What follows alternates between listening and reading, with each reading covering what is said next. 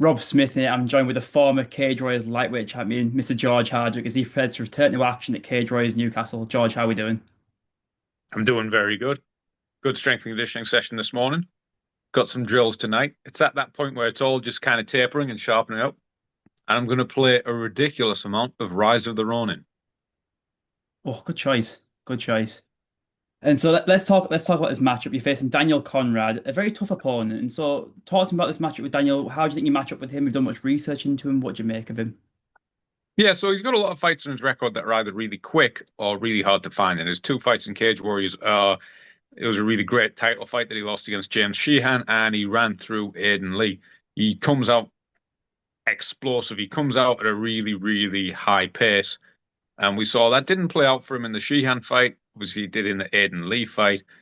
I don't know how many fights he's had at this division. So there's a lot to find out.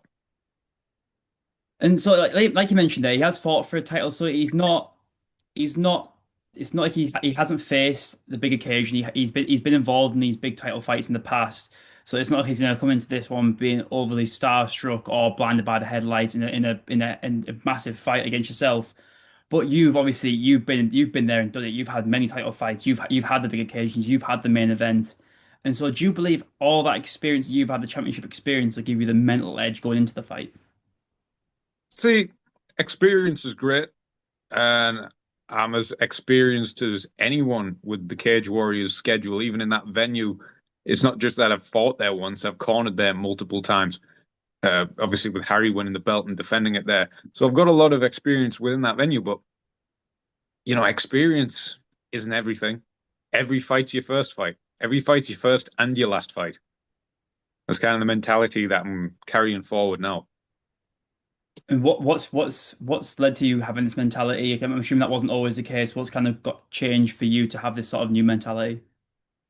Because I've had some crazy fights and fights not go my way, fights go my way in ways I wouldn't expect. You know, that contender series fight, I thought everything was geared up stylistically, and then it was a completely different fight when I was in there. You can't go in there expecting one fight to be like your other fights. Experience can lie to you. So every fight is your first and your last fight because there's not a day existing after the fight.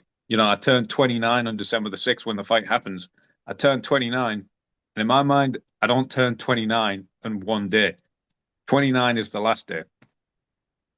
And it's no secret you're on the hunt to get your title back. And so where do you think a win over Daniel will place you in the landscape of the lightweight division?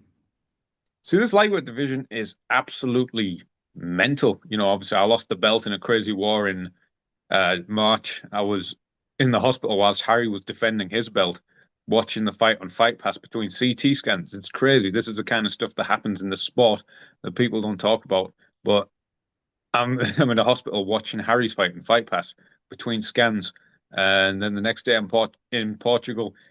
Crazy things happen, and then Graf fought James Power and pulled off a big upset, and then Emil Brown just won the title in a crazy five rounder with lots of scrambling and did a lot of unexpected stuff. Out grappled Tugarev in a lot of areas. So it's a crazy division. You can't really predict it off of one fight or off of two fights. Obviously, my name is well in there with another victory, but you can't look past that day. I turned 29 on December the 6th. I don't turn 29 and one day old. Everything is on that day. And you kind of, I wanted to ask you about that whole Emil Brown Tagura fight because going into it, I thought Tagura was just going to out-grapple him like he did James Power.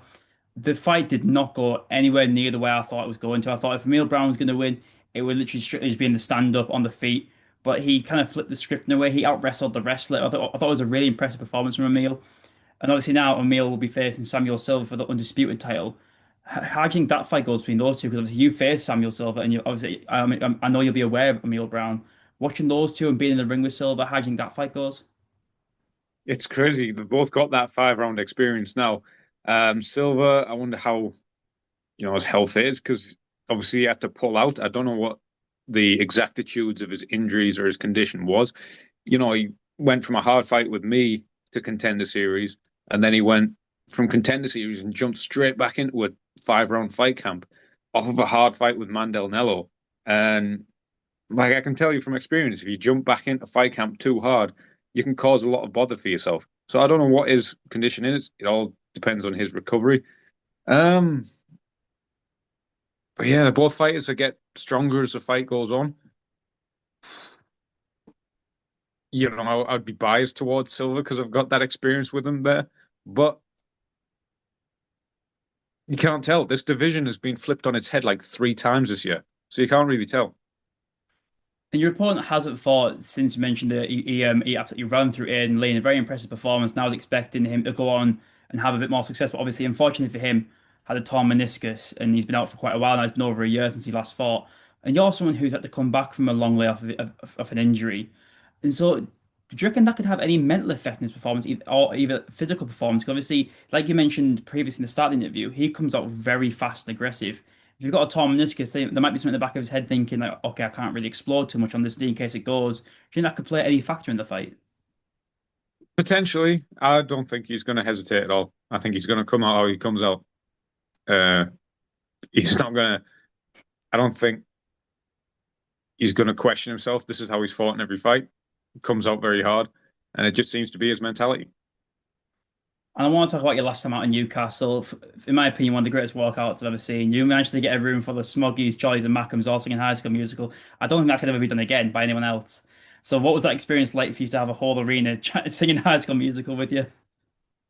See, that was crazy because the week before, Saturday night, Harry he just had an unsuccessful UFC debut. He got his foot in the door by taking a ridiculous fight. Obviously, it was unsuccessful. And I'm walking around with my cousin Greg because I'm like, there's no way I'm going to sleep straight away. I need to walk around like 10,000 steps around Paris just to like bring myself back to baseline and we're chatting. I was thinking, like, oh, me and my girlfriend Emily, we watched High School Musical, and I'm actually thinking about that song for my entrance song. He thought I was joking. He's saying I would get a tattoo that's somehow High School Musical and Cage Warriors related if you entered to that. And I wasn't throwing it out there as a funny idea. I genuinely fuck with the lyrics. I genuinely fuck with, um, you know, the themes of it, and it's a very hype song. I'm like, no, I am going to enter to this, and I think he's still due getting his tattoo. I don't And know it's what funny. he could do. He could do like the Yeah. merge of Cage Warriors and the Wildcats logo, but he's still due that tattoo. See, very rogue one. He could get you in like a High School Musical outfit on himself. That I think that's a merge of the two. Like a Wildcats basketball Zac Like, Efron outfit, but it's yeah, me. yeah, yeah, with your face, Zac Efron with your face. I think it's doable. I think it is. I think it is. I think you need to message him. Greg, if you're watching this, get it done, mate, get it done. And I wanted to ask you about this because I've not had a chance to actually ask Harry in person. I guess you're the second best person to ask. How's Harry's recovery been going? And also, I wanted to ask you about your experience of that whole fight week because it was crazy. Obviously, I think it was how many days notice was it? Like 3 or 4 days notice mental against a killer in Caio Fernandez. So what was it like for you preparing for a fight and then flying out to Paris and then being that sort of UFC experience, like you said, sharing the mats with Tom Aspinall, Benoit Saint Denis, those type of guys, these unbelievable high level fighters, that almost kind of solidify thinking like this is where I want to be. Did it give that extra sort of motivation? It's crazy. It's a crazy experience, but I was that locked into my own fight that I Mm. couldn't really absorb it. Your brain is just thinking about how to finish your training camp, what calories you can consume, especially when you get free breakfast. That free breakfast, really good hotel. If I wasn't in fight camp, I would have been ridiculous, but I was having some smoked trout for my protein and then a few oats with walnut, not even like milk on it, just water. And your brain's just in a constant state of just tracking calories. In terms of finishing the camp, at that point, I knew Jan Cohagen had pulled out, and I kind of didn't know who my opponent would be at that point. But I'm finishing fight camp the best I can. Uh, like a really big thank you to Luke Westwood and Peter Irvin were out there with me and Harry, and I could get some amazing training in with them. So yeah, it was unique, very unique. I kind of wish that I knew the fight was going to be a catchweight because the fight ended up being a catchweight because of the late replacement. I wish I knew that whilst I was in Paris because I would have got a couple more croissants. And have you got anything lined up for after the fight you mentioned last time you went to Portugal? Have you got any nice holidays lined up for after this fight? never, ever, ever make a plan. Never, ever, ever make a plan. And I'll never will make a plan of going anywhere. That was in March. I was supposed to fight on March the 14th and then go to Portugal the week after. And then the fights got moved around because of opponent changes and this and that. Ended up getting a much better opponent and fighting on March the 21st, on March the 20th, and then going the next day after. So never make a plan. Never, never make a plan. It's traditional at Christmas. I go to the Lake District with my girlfriend and we just bake stuff in a cottage for 2 days straight. Uh, but have no plans yet. And what is your goal? Obviously, when you're training so hard, you're dieting so much. What's your go to? I feel like it could be many options here. What's your go to sort of post-fight meal? Because I remember when you were telling me you're in Portugal and you came back and gave yourself food poisoning because you ate a seafood pizza. By the way, seafood pizzas are criminal. I've got to throw that out there. Seafood pizzas are a no-go. I Well, can't no, do no, seafood pizzas. that was in Sicily actually after the Oh, yoga okay. fight. But I was kind of asking for it because it was a pizza with it didn't have, it was a pizza with like shrimp, salmon, cherry tomatoes, not like a tomato sauce, and pistachio. And I was like, when it boggles your mind, like I've got to try it. It was really nice. And then that was the first time ever that stuff came out of both ends at once. Thank God that the toilet had both a toilet and a bidet in it. And my final question is, what is your official prediction and what can fans expect on fight night? This fight is either going to end in the first 60 seconds or the last 60 seconds. And everything in and between, it's going to be mental. George, I love it, man. I just want to thank you for your time, mate, and I want to wish you the best of luck on fight night. Thank you very much. Appreciate it. Thank you very much.